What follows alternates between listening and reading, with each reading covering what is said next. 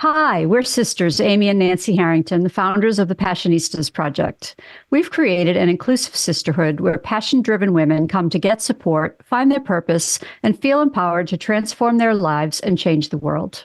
On every episode, we discuss the unique ways in which each woman is following her passions, talk about how she defines success, and explore her path to breaking down the barriers that women too often face. Today, we're talking with Darlene Hildebrandt, a photographer and educator. Darlene helps amateur photographers improve their images through articles on her website, video tutorials on her YouTube channel, online courses, and worldwide photography tours. As a woman in a mostly male-dominated industry in the 1980s, she never let being a female or standing 5 foot tall stop her from reaching for the sky and living her dreams. If you're joining us here live today, please feel free to drop any comments or questions for Darlene in the chat, and we'll do our best to get them answered.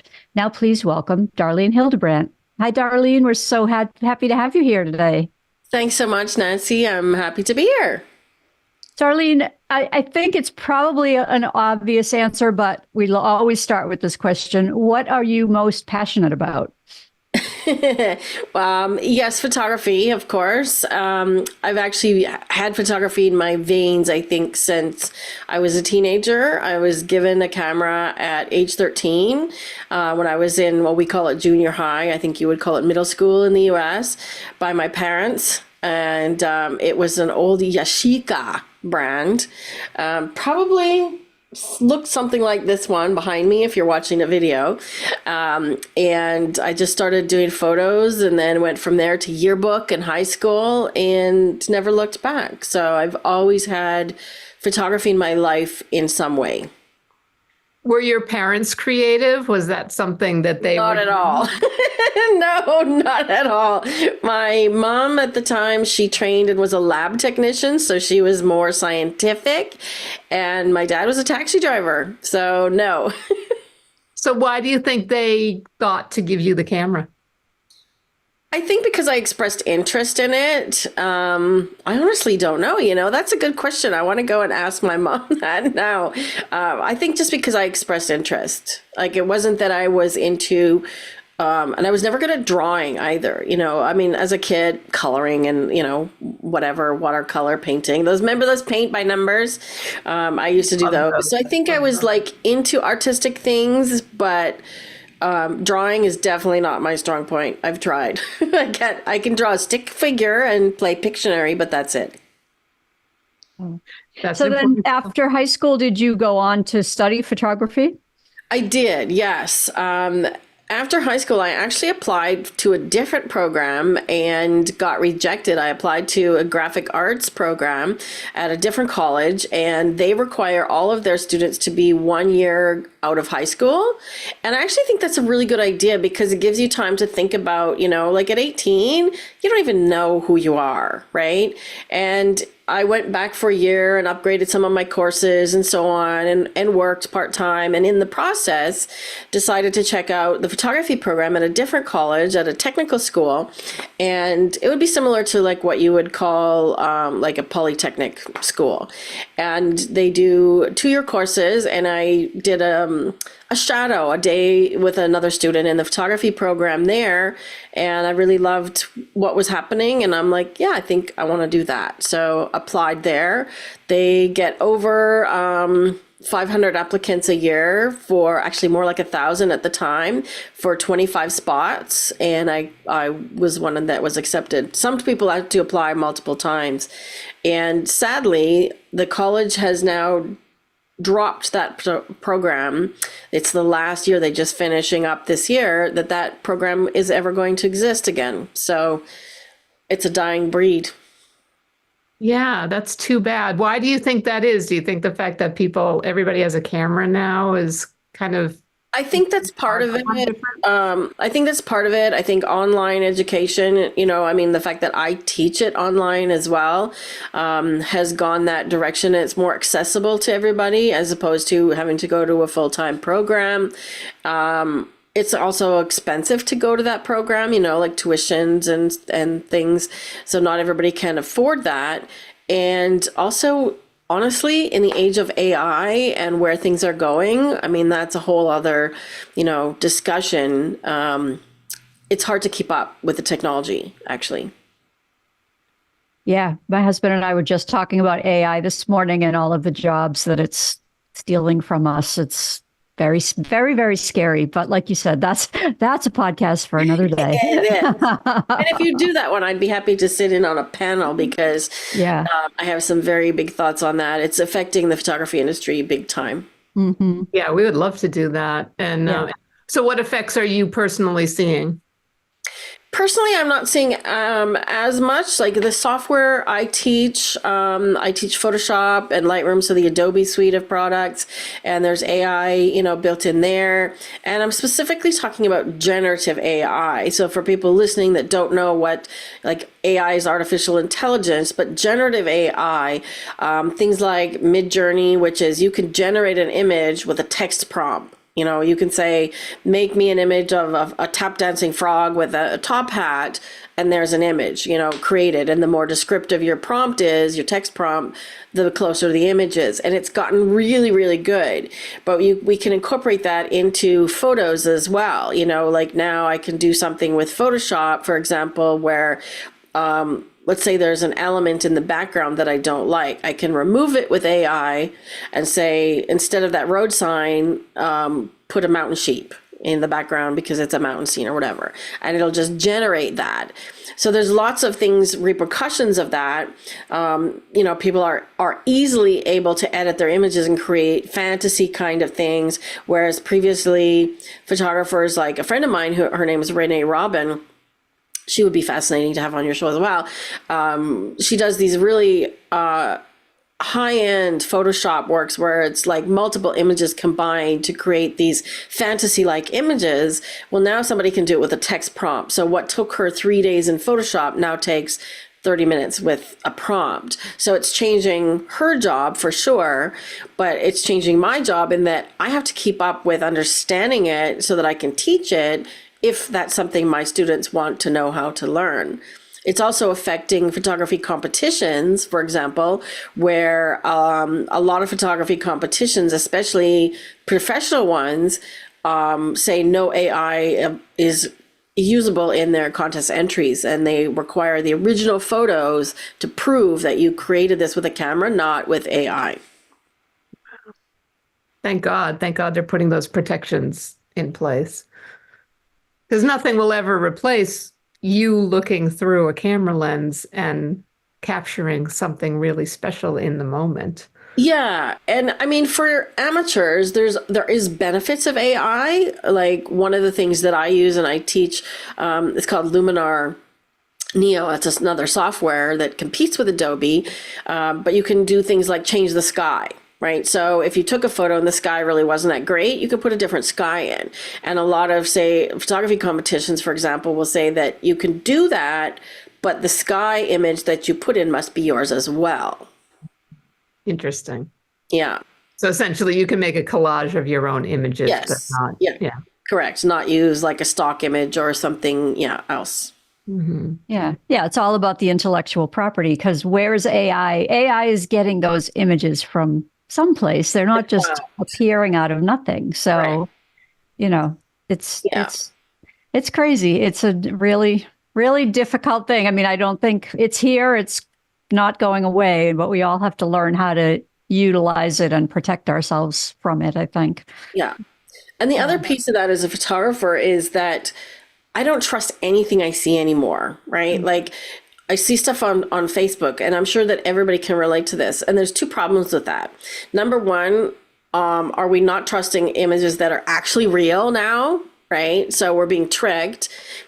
And so many people share things that I see that are clearly AI and are clearly fake. So then the other side of that coin is the general public is being tricked into believing that something is true that isn't. Right. And then that's a slippery slope. I mean, we got elections coming up on both sides of the border. Like, I don't trust anything I see. And I feel like that's actually really sad.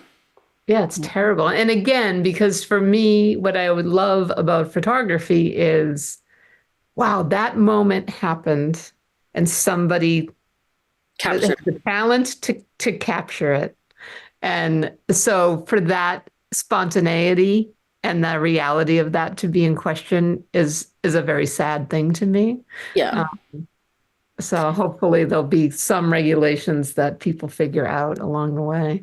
I mean, I hope for my own sake, because I teach photography and enjoy doing it, that people are still going to enjoy the process of doing photography. Because for people that I teach who are beginners and intermediate, just hobby photographers, they do it because they love it, not because of the end result, you know. And if you get a great result, that's bonus, right? So I hope that people still do it because they enjoy the process. Yeah, absolutely. Yeah. So tell us where and when you started your photo studio. Is it Stombau? How do you say it? Oh, that's not my photo studio. Oh, okay. Sorry about that. No, What's your photo that was the studio? studio I had with my ex-husband. So we Oh, started okay. our business together in 1990, and we divorced in 2002. So Okay. that was part of that was part of my journey. We had a portrait wedding studio, so he carried on to continue with that business, and I evolved. So I've invented and reinvented myself in photography many times. I've been a representative for a company in New Zealand that makes wedding photo albums and been their North American rep. I've been the managing editor for a big photography site called Digital Photography School based out of Australia, and I managed like 40 different writers and content and publishing schedule for them. So I've been involved in photography and been an entrepreneur most of my life, but it's changed and what I do changed. And I actually really enjoy this stage because the photography that I do now, like I don't have a studio, I just do for myself. Or I do because it's a good example of what I can teach. Like I set up a photo shoot in my local community hall. I rented the community hall and I had models come, and I just put out a model call and I said, who wants to come down and do some black and white portraits, like 40s style Hollywood portraits? And people put their hand up, and whoever came, and we created some really fun portraits just because. And now I can use those portraits and behind the scenes shots and stuff as teaching moments as well. It's fantastic. Let's take a step back. Tell us about that Australian publication and your work there. Tell us more about that. Sure, it's a website. Digital Photography School is a really big site.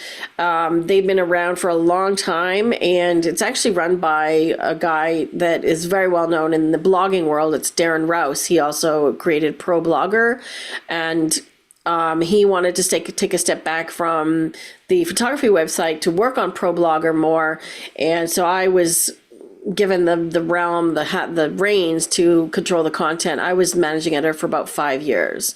So that meant I was in charge of soliciting, editing, publishing, and arranging the content on that website. We published 2 articles every single day.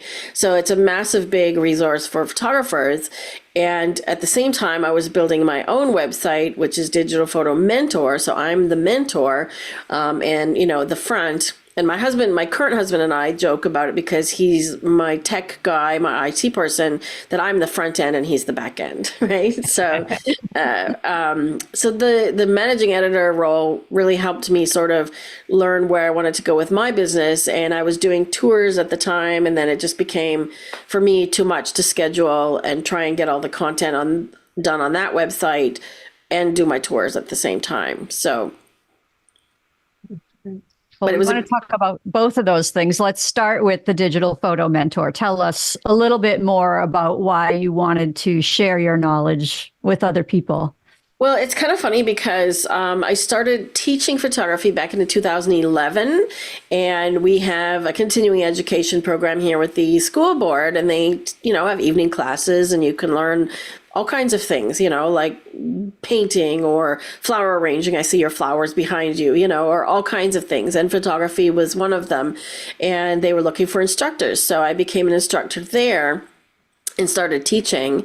And then at the time, my current husband and I had gotten married, and we spent 6 months traveling the US in an RV. We traveled around Canada and the US for 6 months in an RV. And then when we got back and we were broke, we needed a job. So I actually got a job at a camera store. So that was interesting in itself, and one day my boss at the camera store came in the back office where I was working, and he said, "Would you like to teach a class here?" And I said, "Sure, why not?" And that literally started my teaching journey. And then I was like, okay, I need to write a class and figure out the content. What am I doing, And I actually discovered that I was good at it. And I'd never taught anything before. I'd done speaking events, like to other professionals, but I'd never taught amateurs and I'd never taught beginners.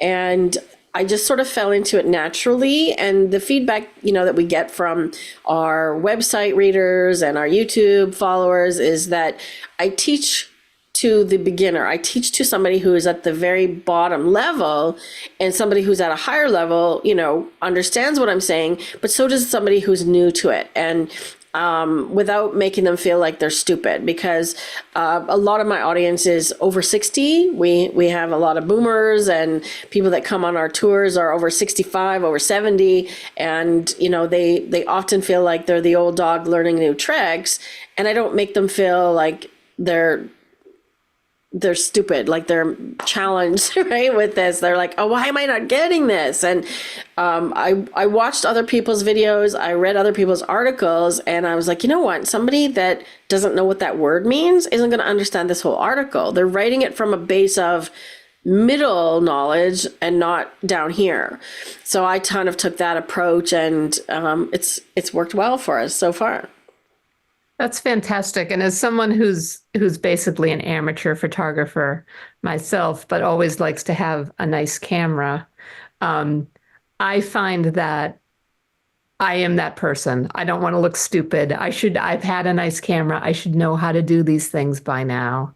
I find that the groups I go in on Facebook and stuff are very male dominated, and I feel like the girl asking the question. Which always makes me feel awkward. Like when I was looking, I bought a Nikon ZF recently, and I was looking, really like studying about it before I bought it.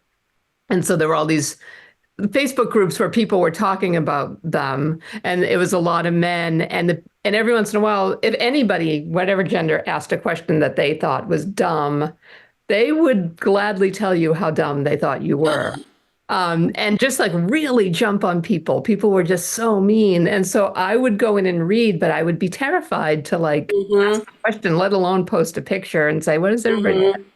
So I love that you respect that there are people who love to do this like I do, but who have always felt like I'm already at the point in my life where I should know how to do this. I've had the tools that I should have learned to use better, and I haven't done that. So now if I go in, people are just going to think I'm lazy and dumb. So that really speaks to me that you Awesome. approach it that way. I have one piece of advice for you. Well, two pieces, actually. One of my favorite teachers of all time from high school, and other people have said the same thing, right? There's no stupid question except the one you don't ask, because you'll never get the answer. And another thing that you said, you used the word should. Right. And I'm going to say, stop shoulding on yourself, right? Because should means that, you there's a regret there. There's blame. And it's not about, I should know how to use my camera better. It's like, I just haven't prioritized or had the time to prioritize learning it. Actually, one of the lessons, one of the things we did on our website that actually helped us grow our website was something we got from Pat Flynn on his book Superfans, which is we ran some challenges. And we offered a prize. So one of the challenges one month we ran was to use your camera every single day. And then at the end, I don't want to see your pictures. I want to hear about your journey. What was your experience at the end of the 30 days? Even if it's 5 minutes, I want you to learn one new button or one new menu setting every single day. And then where are you at the end of the 30 days? And oh my goodness, the comments we got on that, people were like, one person was like, I was ready to buy a new camera because I thought my camera was, not good enough. And I realized it was me that was not, not good enough. I learned so much about my camera that I don't need to buy a new camera. And you just saved me like $1,000 by doing this. Right. So it really connected with them. And it doesn't take a lot of time really to invest anything that you want to learn. You know, the rule about the 10,000 hours, you've heard that one, right? So if you want to learn something, you need to put in the hours. And if you haven't put in the hours, like people will say, oh, your photos are so great, I'll never be that good. I go, well, I've been doing this for 35 years. Can you imagine how many hours I've put in? And I went to college for 2 years full time, right? And I ran a full-time studio for 12 years. So I've been doing photography full time 24/7 for how many years? What is it going to take for you to catch up to me? You're not gonna, right? So, unless you've done the same, but you probably have skills in another area that I don't have, right? It doesn't make either of us lesser. We just have different skills that we bring to the table. And as a photographer, your own life experiences will form the kind of photographer you are. You know, like how you see things, how you see the world is different than how I see it. Well, that's beautiful. And I'm very inspired. And I'm going to do that challenge now. I will make sure you have a link. Okay, great. I will definitely do the challenge. Thank you. And I'll let you know my results. Yeah, and it's great. Just, the other thing is they say if you do something every day for 30 days, it becomes a habit. So if you do that challenge, by the end of it, you'll be in the habit of using your camera more and learning it more. So that's exactly. And one of the reasons that, for those watching the video, I have the camera behind me. It's a Fuji X100 series, and it's really small, and it's a perfect street photography camera. And it's also perfect to just, either throw in your purse if you're a woman or over your shoulder and just take it with you everywhere. Because the other thing that they say, and they say a lot of things, right, is that the best camera is the one that you have, right? So if that means your phone, so be it, and honestly, I take a lot of pictures with my phone. I do, because that's the one that I have with me.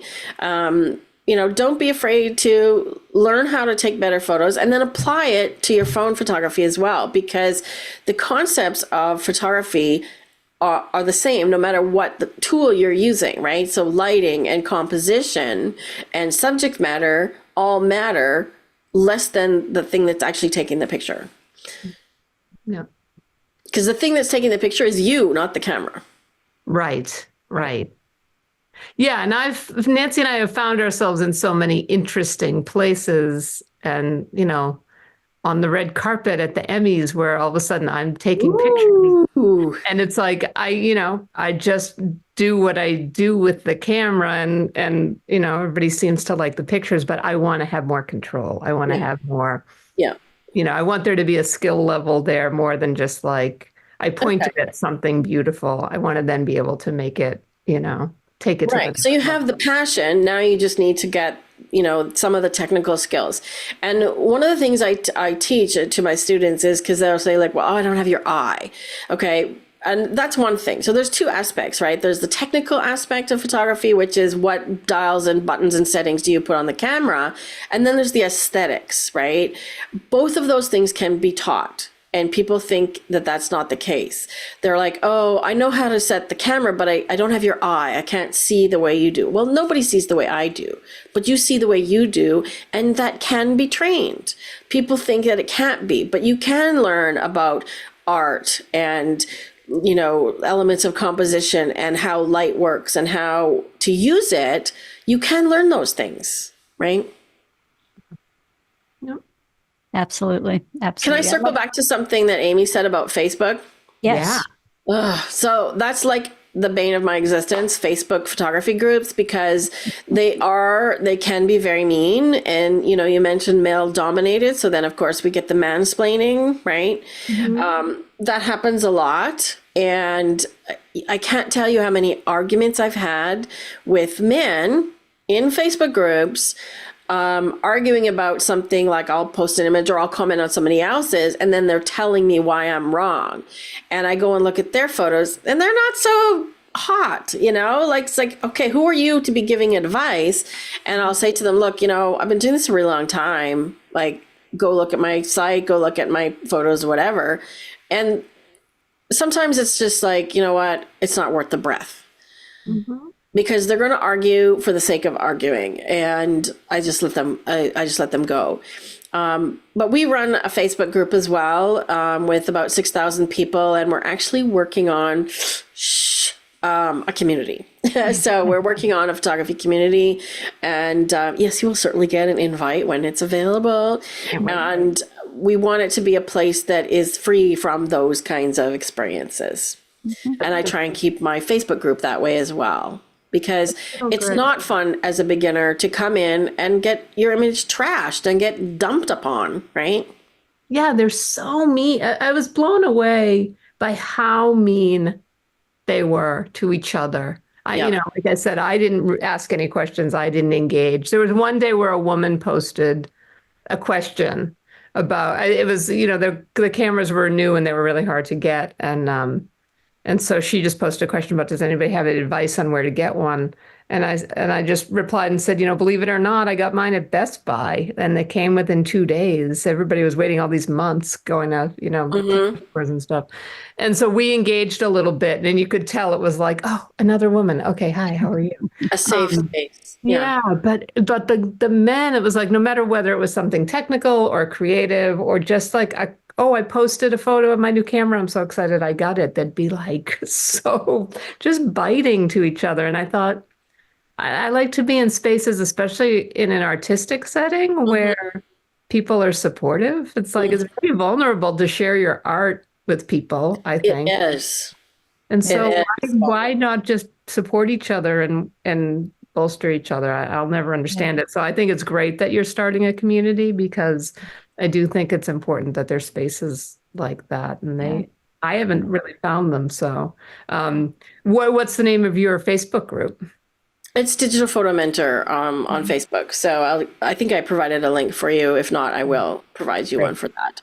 And that will be a free one. And the other group will be more of a paid group and have other content, of course. Yeah. That's perfect.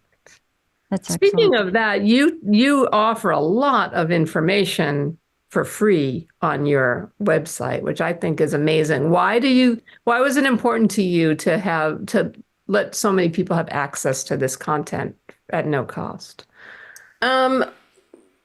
Partly because of the experience that I had working with the other website and the content. And, I think that teaching, I think it's a gift, and I enjoy doing it. I moved away from article writing recently, and I'm doing more videos. We do live on our YouTube channel, and we focus more on photo editing and things, as well as we were doing a lot of photo tours pre-COVID. And then, obviously we kind of got shut down during that, and we pivoted to making courses.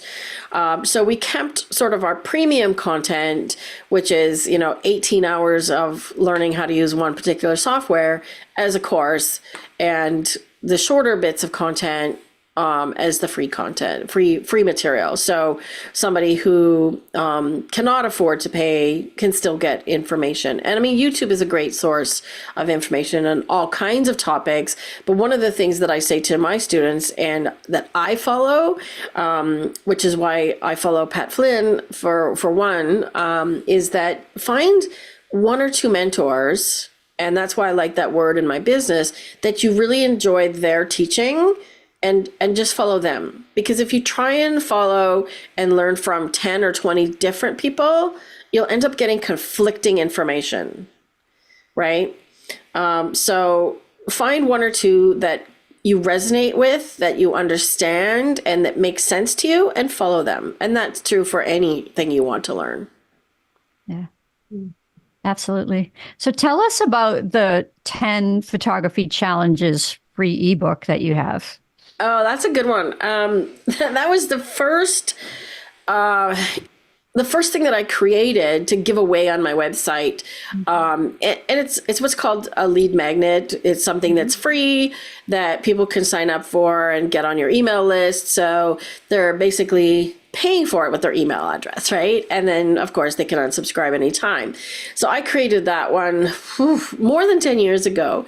And I designed it myself using free Office, whatever version that was.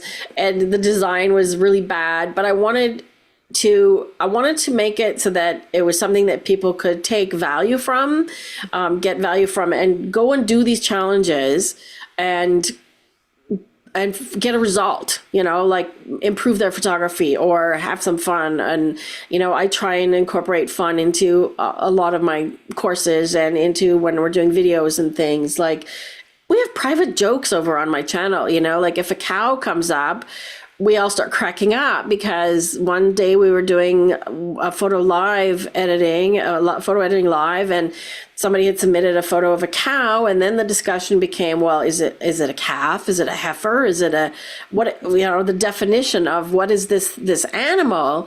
And we all just started cracking up, and then people are Googling this and that. And so now whenever there's a cow, it becomes this, people that were on that call, it's this really tight-knit community where we have private jokes, literally. So I love that. And I love being able to have fun and share the fun of photography, because honestly, if it's not fun, you're not doing it right. Mm-hmm. Absolutely. So what do you photograph for fun? That's a good question. Because I'm a portrait photographer, but my background was portrait and wedding, I like photographing people, right? So like I said, I rented a community hall to do portraits, and I set up a background and studio lights and everything. So for me, that's fun. And for somebody else, that might be torture, I also like doing street photography. And when I do street photography, I always incorporate photos of people, and I capture people on the street. And that's why I like that little camera that I mentioned, because it's inconspicuous, right? Like if I'm walking down the street with a small camera and pointing it at somebody, they're less likely to have a rejection or have a problem with it than if you're pointing a big lens at them. And that's something that I teach my students as well. Like I call it, like the word has failed me at the moment, but basically there's two ways to approach street photography. You can put on a wide lens and get nice and close to the subject and the interesting what's going on, or you can kind of do the sneak attack. That's the word I was looking for, from across the street with a big long lens, And I said to them, which is creepier? If you have a big long lens and you're peeking at somebody around the corner versus a small camera, and you come up to them and you say, hey, can I take your photo? That's far less creepy. And people say, well, I can't do that. I can't talk to people.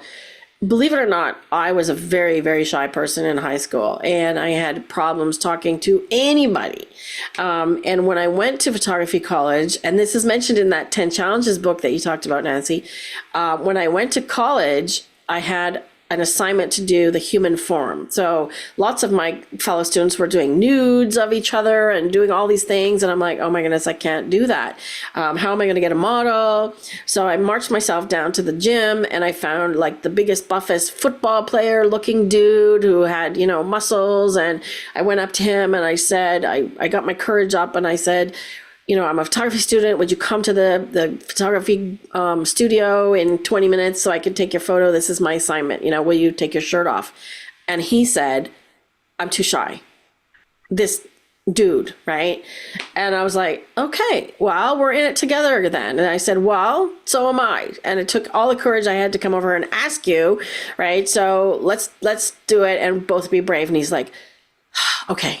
So we did it. I got a good grade on my assignment and everything. But in that moment, I made a decision of, I need to push past my fears if I'm going to do this, right?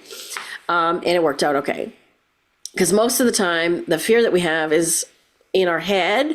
It's not real. The fear is that somebody's of rejection, right? And of course, what did he say? I'm afraid. But he didn't say no. He didn't say no. He just said, I'm afraid. And I said, well, I'm afraid too. Let's be afraid together, and taking photos of people on the street is scary for a lot of people. Or travel photography with if you share my links to my galleries, most of my galleries of travel have people in them. And I see a lot of photographers take photos of empty places. They look like there's nobody living in these places. And to me, to capture the essence of a place, you need the people because they're the heart and soul. So I love people and faces. And I So think a lot let's- of people who are the kind of people that capture your eye on the street that you want to take a photo of are excited that someone noticed them. Totally. And saw something in them that makes you want to take a photo of them. Totally. Like if I came up to you, Amy, and you were sitting, let's say, on an outdoor coffee shop or something, and I came up to you and I said, you have beautiful light on your face right now, and you have a lovely smile. Can I take your picture? Who's going to say no? Exactly. Right? I would also imagine that's changed in recent years, where so many people are used to taking pictures and selfies. Like people, I don't think people are camera shy anymore. Right. I think so to some degree, but there's also a lot of laws in some places against it too. And you can be creep about it, right? Like if I was a guy and I said that to you, Amy, that might be totally different. Right. And then also you have to be careful photographing children because people are very conscious of, okay, there's a lot of weirdos and creeps, right? So don't be the weirdo, don't be the creep. So as a male photographer, it's a totally different game, you know, like I can photograph children and, you know, but I still get the permission. Even you can give permission with your eyes, right? You know, just by looking and nodding at somebody, right? Like a lot of travel stuff. I mean, I've traveled through India and Thailand, and I don't speak those languages, but I can still photograph people because you make eye contact and you know whether or not they are okay with it. You know, they'll either give you a no, or they'll put their hand up, or, you know, another hand gesture, right? You might get it. I've been given that one too. I bet. Haven't we all, for different reasons? So where are some of your favorite places to travel and take photos? Well, I was actually just thinking about this today. Cuba. I've been to Cuba 5 times, and we lead a tour there. I was there last January, 2023, and I'll be going again next January. We actually have spots on our tour left, so if you'd like to come with us, you certainly can. And Americans can go to Cuba, absolutely. There's just some guidelines that you have to follow, and we take care of all of that on our tours. But it's one of my favorite places to photograph because it's so colorful, number one. It's so unique, number two. And the people are just lovely. Like, they're just lovely.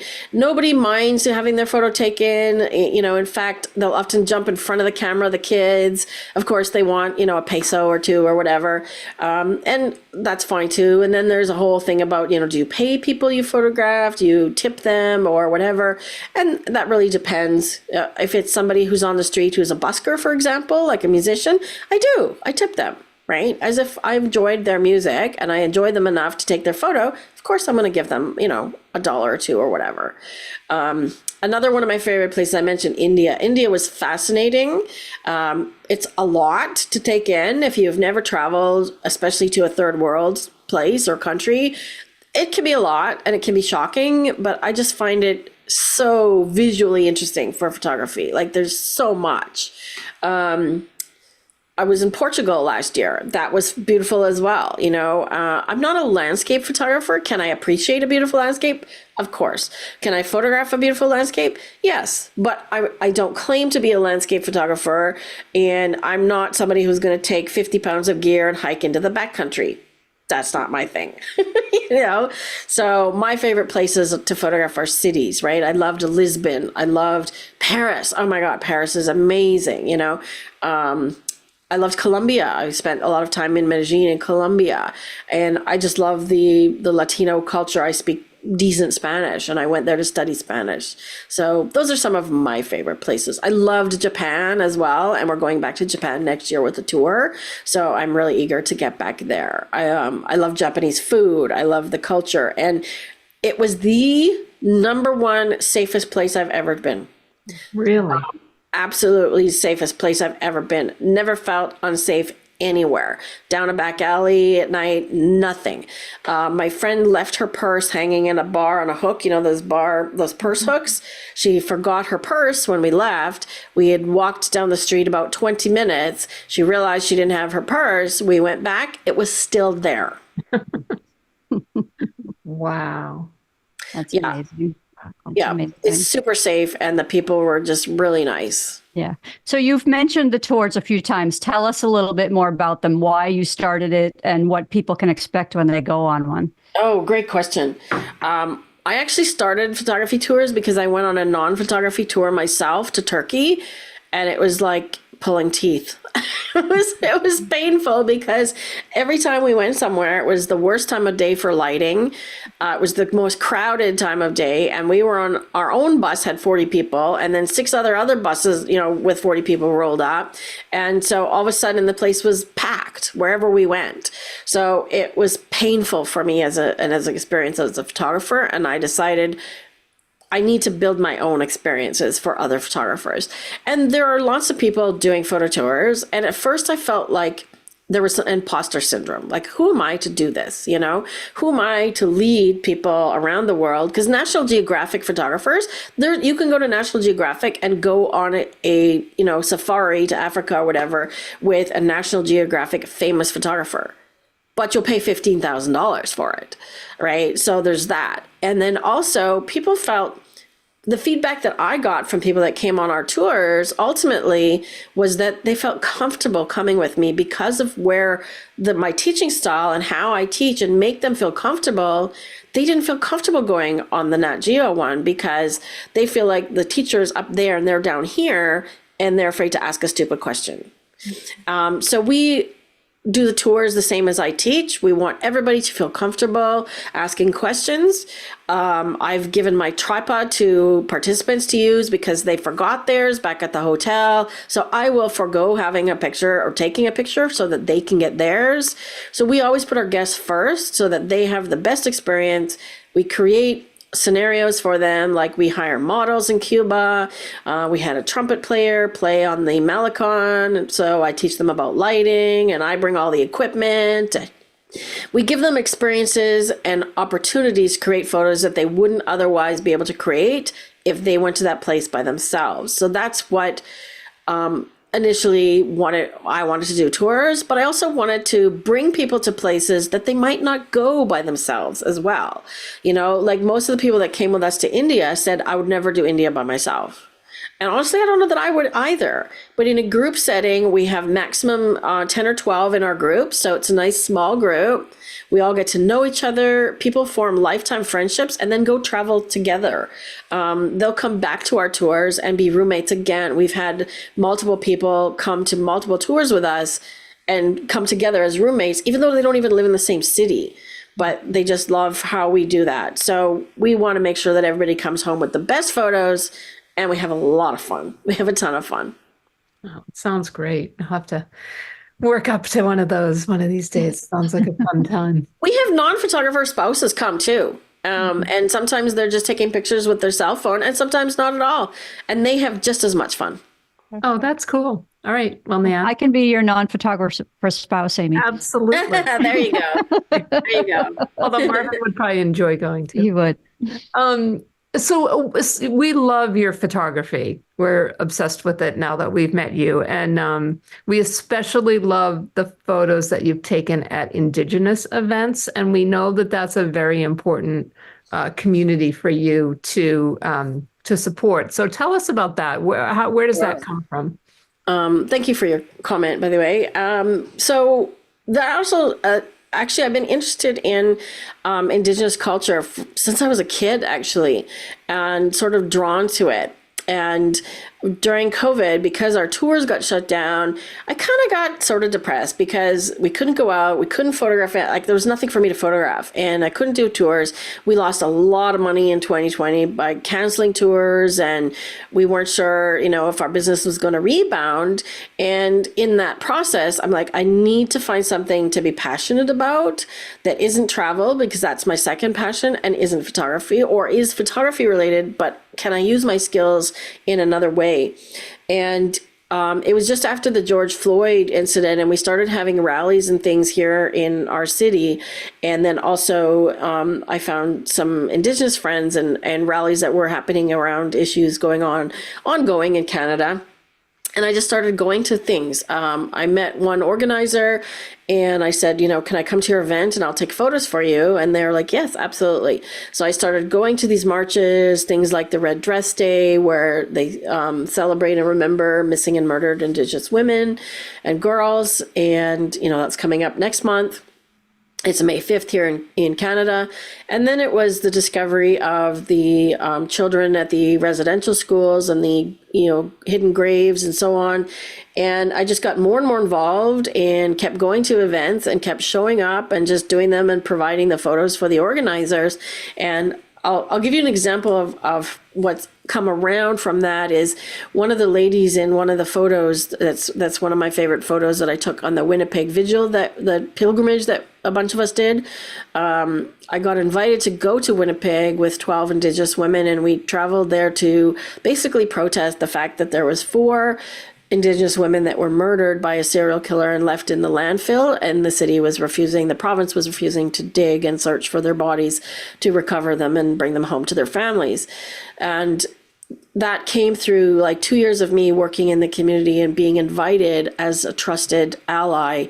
And one of the ladies that's in that photo, the one where they have their arms up, I'll make sure you have a link to that one. She's my mentor in learning about Indigenous culture, and she'll tell me if I do something wrong. And she is not an elder, but she goes by Kukum, which means grandmother in Cree.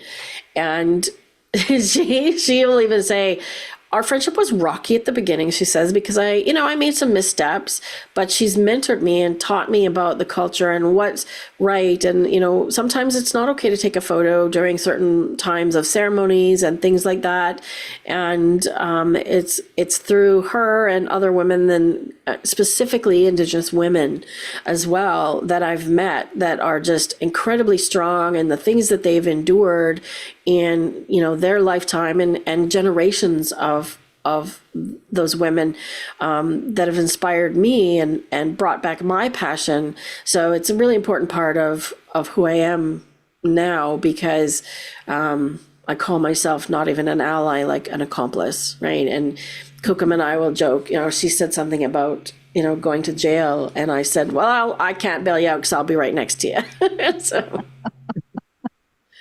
That's incredible. What a great story. I love that. So we keep talking to people and discovering all of these powerful things that came out of COVID, even though it was such a horrible time. But so many people really discovered passions and things that they love to do. So I love that story. So how has photography changed over the course of your career? Obviously the technical aspects, but have other things changed as well?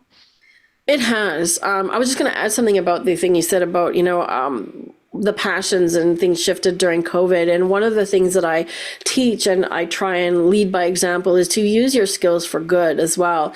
And you don't have to have my skill level or, type of images to give back to a community. I've volunteered with organizations that help inner city and homeless people here. And when they need photos, I do photos. But when they don't need photos, I go and serve food or make food or, use whatever skills you have, whatever level you have to help somebody else. Because I became, and I am super high conscious, very conscious of the privilege that I hold. And, I'm grateful for all the things that I do have. And I try to remember that. And when I'm giving myself a little pity party, we all get there, right? It's like, oh, woe is me. This has happened. I'm dealing with some back issues right now. So, you get down on yourself. What I do is I get out and volunteer wherever. I find something to volunteer at and I go and give my time because it costs me nothing. And especially during COVID, it was a way for me to use my time and my skills with my passion combined to create a new passion, which is, giving back to this community that I've now become a part of. So like now they see me, the Cookham that I mentioned, she actually came up to me at one of the events after seeing me at several. And she said, she just stormed up to me. She says, who are you and what are you doing here? Because they're very conscious and protective of themselves, the culture, and making sure, what am I doing with these photos, right? That's what she really wanted to know. Am I profiting from it somehow? And I told her what I was doing and that the organizers were getting the photos, and she was like, oh, okay, come with me then. And then she all of a sudden just adopted me, and I became her pupil, and I'm ever so grateful. So can I get back to your other question about how photography changed? Because I just wanted to share that, right? Use your skills. How photography has changed, my God, where to begin? Obviously, film to digital was a big change. And I think that's opened up a huge realm when it shifted to digital, but then also the cell phone thing, right? That has opened up a world of the number. I can't remember the stats, but you could probably Google this, while I'm talking about this if you want. The number of photos that are taken and posted every day now is astronomical. Like, we're talking like billions, maybe trillions. I don't know. So as a photographer, getting seen is much harder because there's much more noise, right? I used to sell my work in galleries and fine art shows as well. And then that became really difficult too, because selling your work online, it's the same thing. How do you get seen in this massive sea of pictures? Copyright is an issue as well. And, anybody who has a website or business, and they'll go to Google and search for an image, it's not free. You can't just take an image off of Google because that image belongs to somebody, right? Google's just pulling it from somewhere. So another part of educating people I do is on proper use of photos, and non-photographers as well. Where is it okay and when is it okay to use somebody's photo? Like, if I post photos on my Facebook, for example, and I make it public, by all means, share my post. Don't download them and share them as your own, right? That's not appropriate. Don't go to Google and find my image and post it on your Facebook. And I've seen that happen. And we were talking about AI earlier, and the eclipse that just happened. How many fake eclipse photos I saw or images I saw was ridiculous. And, like, they looked apocalyptic, not ecliptic, right? So I went off on a tangent there. So sharing images and copyright, that is an element that has changed a lot as well. And as a photographer, trying to control who is taking your images and image theft is a huge thing as well. And it's almost impossible to control. Yeah. Yeah. And it's become so common. People don't think it through. It's great that you're educating people, because I think everybody just assumes that it's okay. I'm just posting it on Facebook, and it's like, right, but it's free. Yeah. Yeah. And by the way, it's 5 billion photographs a day. 1.81 trillion photos are taken worldwide every year. Wow. Yeah, see? And then as consumers of that, we're just bombarded with images, right? So how do you get yours noticed as somebody who is a photographer? One other piece of advice I would give also to you, Amy, as a aspiring, hobby photographer, is it took me probably 30 years to come to the point where I realized I don't have to do anything with my photos. For me, like, if I never print it or post it online or whatever, like, I take tons of things on my phone, partly just because I saw something that inspired me and I needed to take that photo. I needed to capture it in that moment and look at it. But if I never see it again, I'm okay with it. Because I have thousands of images that I've taken on my journeys and my travels and so on. And it used to really get to me. It's like, oh, I need to do this. I need to do this. And then there's that should word again, right? I should sit down and do all this on top of running my business and all these other things. And then I was like, no, I don't need to. The ones that stood out to me, I've already done. And, if I go back and find a few others later, great. If I don't, I've done the ones that stood out to me the most. And that's actually something that I teach people. It's a technique called edit in. So if you come back from a trip with 5,000 images, for example, you don't have to try and take out the 4,500 bad ones, because that's a lot of work, right? Go look for the top 100 and just flag them. Those are your best. Yeah, I always just pull out the hero shots and make a Exactly. There you folder of go. those. That's a Yeah, good thing. and I totally get that. And for me, a lot of it is I have the photo in my head, and I don't need to print it, or I don't need to go look for it, because I know what that photo was, and Hmm. I can almost, it's almost like I can see it I can enjoy it in my memory of it. Whereas it would be a different memory if I hadn't taken the photo. Does that make sense? It'd be like the Absolutely. memory of the parade, not a Absolutely. memory of the guy with the spiked hair who made the Yeah. face and did the thing.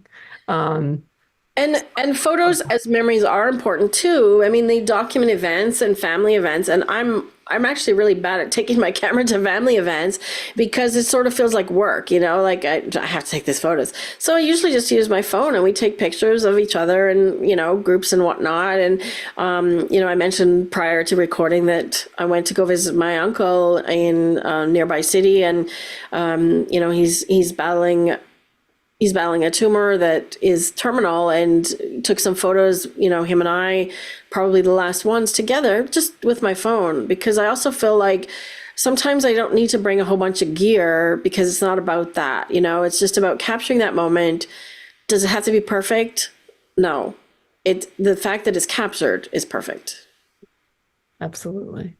Yeah. So how can people find you and work with you? Tell the listeners where to find you.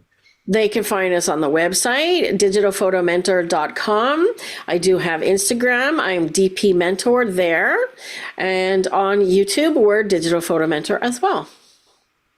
Excellent. Excellent. And so, one last two-part question. What is your dream for yourself, and what is your dream for women? Oh, whew. Wow. We'd like to ask a softball at the end. Yeah, just a nice light question, Let's just solve world peace and world hunger right in this, right now, right? My dream for myself. You know what? If I had to pick a dream for myself, I would just say more happiness. I spend a lot of time in my head, which is interesting, being the fact that I'm, a creative person, but I spend too much time analyzing things. So less time analyzing and more time in my heart. And for women, the same, but I guess with events going on, in the US and Canada around women's rights and to their bodies, still an ongoing issue, that we make some progress in equality and equity, not just equality, but equity. And, the fact that you have to have this group where we talk about these things. And I don't want to get into man bashing, but society, as a society, we need to do better. And I just wish for women that we have less things to talk about in the future, if that makes sense. 100%. Absolutely. Absolutely. Well, we can't thank you enough for joining us today. This has been a really fun, fascinating conversation, and I think our viewers will love it, and we can't wait to share it with them. And we also are so excited that you're part of our sisterhood and our community, and we have many more of these conversations to come. Thank you so much. I'm glad you asked me to do this. It's been fun. Thanks for listening to the Passionistas Project. Since we're not only business partners, but best friends and real-life sisters, we know how unique and truly special our situation is. We know so many solopreneurs, activists, women seeking their purpose, and more, who are out there doing it all on their own. They often tell us that they wish they had what we have. So we're creating a space for them and you to join our sisterhood, where trust, acceptance, and support are the cornerstones of our community. By joining, you become part of our family. We'll give you all of our sis tips on building meaningful relationships through the power of sisterhood, and all the tools you need to thrive in 3 key areas: business growth, personal development, and social impact. You'll learn from our panel of Power Passionistas, who are experts on topics like transformational leadership, following your intuition, the power of voting, and so much more. You can join us virtually and in person at storyteller events and meetups to connect with other members of the community. And you'll be able to participate in our online forums with other like-minded women and gender non-conforming, non-binary people who share your values and goals. Be sure to visit thepassionistasproject.com to sign up for your free membership to join our worldwide sisterhood of passion-driven women who come to get support, find their purpose, and feel empowered to transform their lives and change the world. We'll be back next week with another Passionista who's defining success on her own terms and breaking down the barriers for herself and women everywhere. Until then, stay passionate.